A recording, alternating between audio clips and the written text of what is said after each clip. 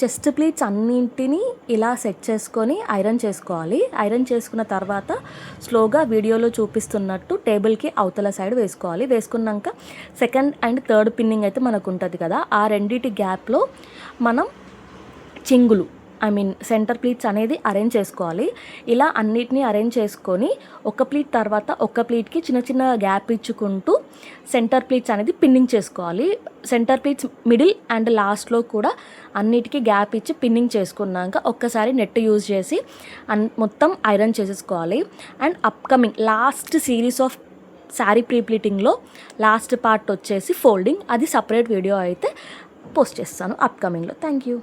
കുളിർ തെന്നലായി മഞ്ഞുമാസമായി കുളിർ തെന്നലായി മധുമൊഴി മന്ദഹാസം തൂകും നിന്റെ ചുണ്ടിൽ ചുംബനങ്ങളായി സടുകുടു സടുകുടുതും എൻ നെഞ്ചിടിച്ചു അയ്യോ സടുകുടു സടുകുടുതും നിൻചുടു ശ്വാസമോ എന്നിരി മാറിലേ